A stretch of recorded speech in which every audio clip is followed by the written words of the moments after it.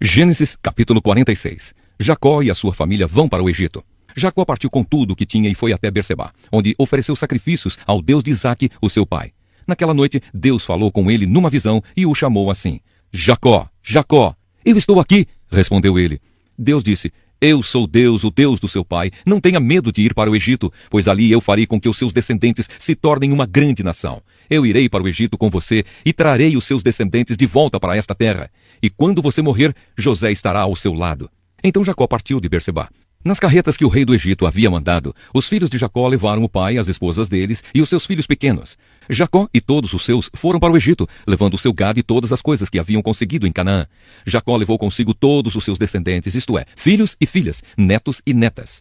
Os israelitas que foram para o Egito, isto é, Jacó e os seus descendentes, são os seguintes: Ruben, o filho mais velho de Jacó, e os filhos de Ruben, Enoque, Palu, Esrom e Carmi. Simeão e os seus filhos Jemuel, Jamim, Oade, Jaquim, Zoar e Saul, que era filho de uma mulher de Canaã.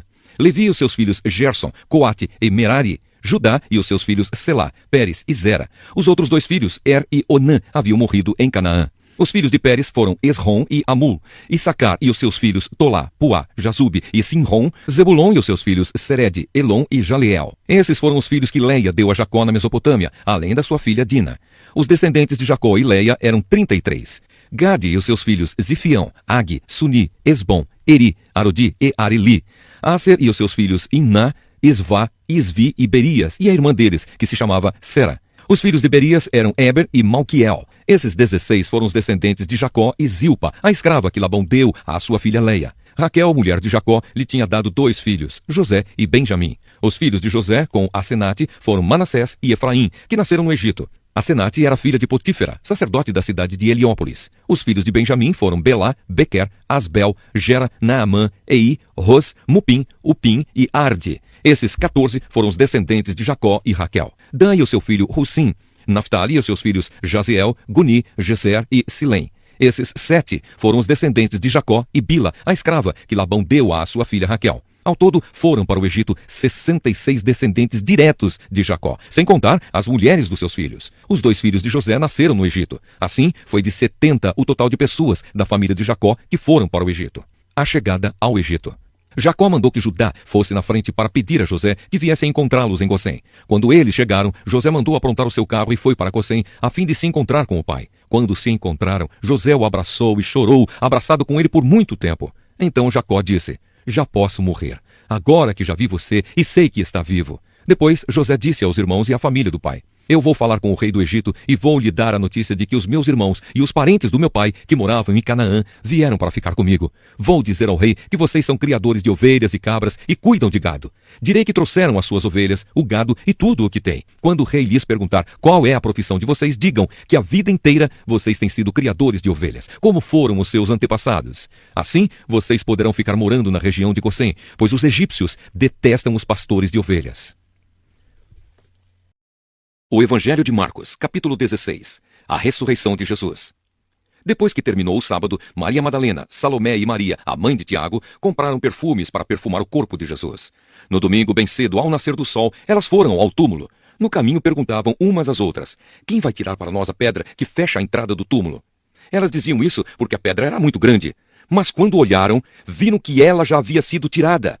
Então elas entraram no túmulo e viram um moço vestido de branco sentado no lado direito.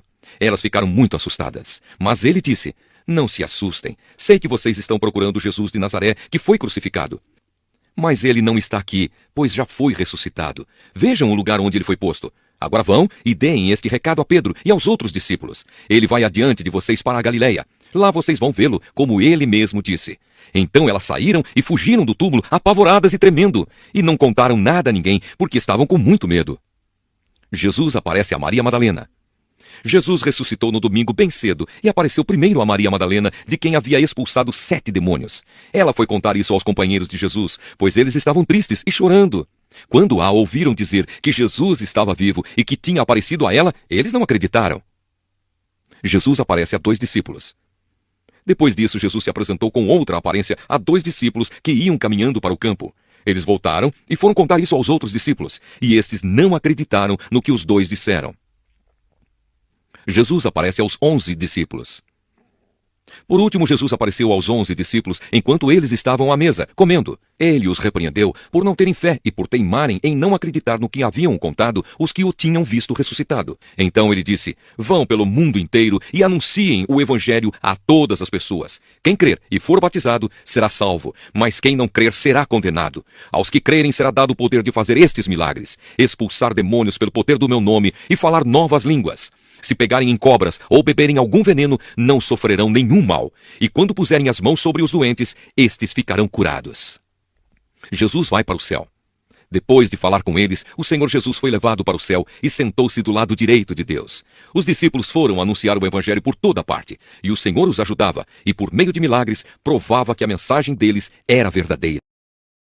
Jó, capítulo 12. Resposta de Jó. Eu também entendo as coisas.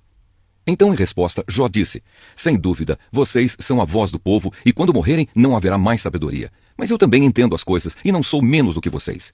Quem não sabe isso que vocês disseram?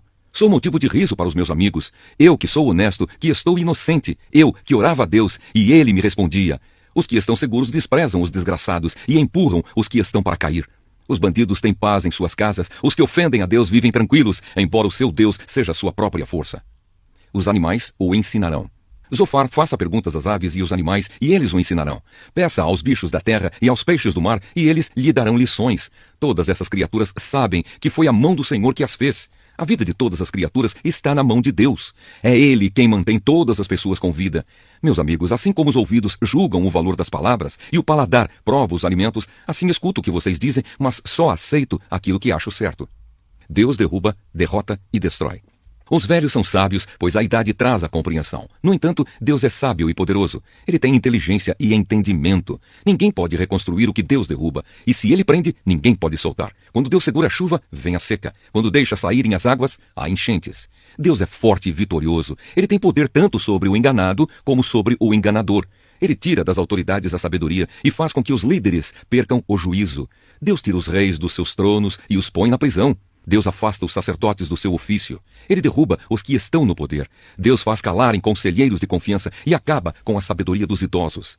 Ele mostra desprezo pelas autoridades e acaba com a força dos poderosos. Deus revela os segredos escondidos nas trevas e faz a luz brilhar na escuridão mais completa.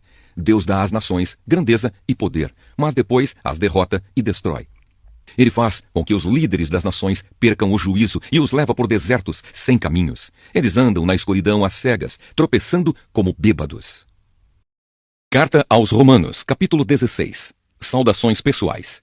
Eu recomendo a vocês a nossa irmã Febe, que é diaconisa da igreja de Sencreia. Recebam essa irmã em nome do Senhor, como deve fazer o povo de Deus. Deem a ela toda a ajuda que precisar, pois ela tem ajudado muita gente e a mim também. Mando saudações a Priscila e ao seu marido Áquila, meus companheiros no serviço de Cristo Jesus. Eles arriscaram a sua vida por mim. Sou muito agradecido a eles, e não somente eu, mas também todas as igrejas dos que não são judeus. Saudações também à igreja que se reúne na casa deles. Saudações ao meu querido amigo Epênito, que foi o primeiro a crer em Cristo na província da Ásia. Saudações a Maria, que tem trabalhado muito por vocês. Saudações a Andrônico e à irmã Júnia, meus patrícios judeus que estiveram comigo na prisão. Eles são apóstolos bem conhecidos e se tornaram cristãos antes de mim. Saudações a Ampliato, meu querido irmão no Senhor, e também a Urbano, nosso companheiro de trabalho no serviço de Cristo, e ao meu querido amigo Estaques. Saudações a Apeles, um irmão que tem dado muitas provas da sua fé em Cristo. Saudações ao pessoal da família de Aristóbulo. Saudações a Herodião, meu patrício judeu, e aos irmãos no Senhor da família de Narciso. Saudações a Trifena e a Trifosa, irmãs que trabalham no serviço do Senhor, e à minha querida amiga Pérside, que também tem trabalhado muito para o Senhor. Mando saudações a Rufo, trabalhador que tem se destacado no serviço do Senhor, e à mãe dele, que sempre me tratou como filho. Saudações aos irmãos Assíncrito, Flegonte, Hermes, Patrobas, Hermas e a todos os irmãos que estão com eles. Saudações a Filólogo e a Júlia, a Nereu e a sua irmã, ao irmão Olimpas e a todas as pessoas do povo de Deus que estão com eles. Cumprimentem uns aos outros com um beijo de irmão. Todas as igrejas de Cristo mandam saudações a vocês. Conselhos finais. Meus irmãos, Peço que tomem cuidado com as pessoas que provocam divisões, que atrapalham os outros na fé e que vão contra o ensinamento que vocês receberam. Afastem-se dessas pessoas, porque os que fazem essas coisas não estão servindo a Cristo, o nosso Senhor, mas a si mesmos. Por meio de conversa macia e com bajulação, eles enganam o coração das pessoas simples. Todos sabem como vocês têm sido fiéis ao Evangelho e por isso eu me alegro por causa de vocês. Quero que sejam sábios a respeito do que é bom e não tenham nada a ver com o que é mau. E Deus, a nossa fonte de paz, logo esmagará Satanás debaixo dos pés de vocês. Que a graça do nosso Senhor Jesus esteja com vocês. Timóteo, meu companheiro de trabalho, manda saudações a vocês. Lúcio, Jasão e Sosípatro, meus patrícios judeus, também mandam saudações. Eu, Tércio, que escrevi esta carta que Paulo ditou para mim, mando saudações a vocês. O meu hospedeiro Gaio, em casa de quem a igreja daqui se reúne, manda saudações a vocês. Erasto, o tesoureiro da cidade, e o nosso irmão Quarto também mandam saudações. Que a graça do nosso Senhor Jesus Cristo esteja com todos vocês. Amém. Louvor a Deus.